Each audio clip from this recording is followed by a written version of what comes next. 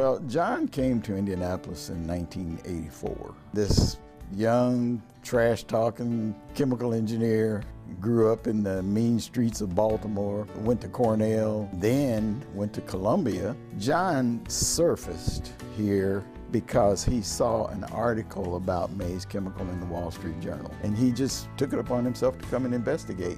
At exactly the same time, we were looking for somebody for our sales position. I didn't know quite what to make of John, but Bill Mays was like, I'm gonna hire this guy.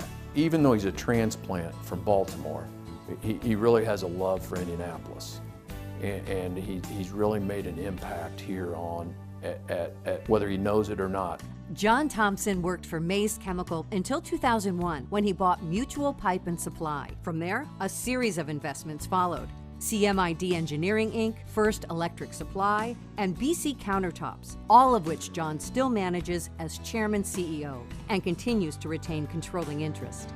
Each of the organizations he's been involved with have thrived while he was part of in that management role and continue to thrive even after he stepped down from those roles. So I think it's something he puts a lot of energy into and sets the groundwork for a lot of future successes at those groups.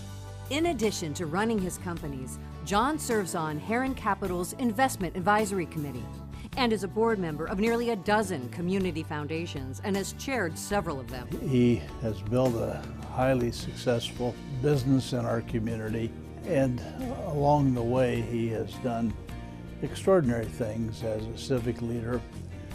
Chairman of the Indianapolis Museum of Art, Chairman of the Chamber, Chairman of Indiana Black Expo. He has two jobs. It's running his businesses, which he obviously does very well, and then also giving back to his community. I want us all to think about the last time we were gathered in a room like this evening when John wasn't there, and then to think how often we review the rosters of boards of organizations that are important to our community and we don't see John's name, often listed as chair. I think that speaks deeply to John's commitment to a community that he cares deeply about, and it speaks to his generosity.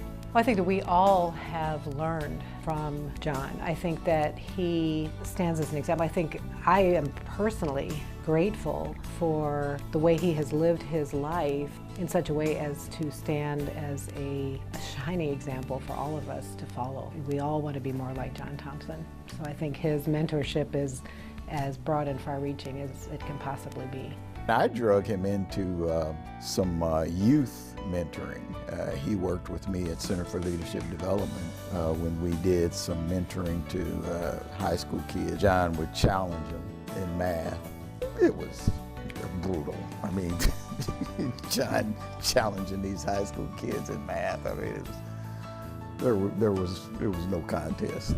I walked in his office late on a Friday afternoon, and he was in there doing some equations. So I'm thinking there must be some formulation he's working on. And I was like, John, what are you doing? John says, oh, I'm doing some quadratic equations. I said, why? He said, oh, just for fun, just to relax. I was like, okay.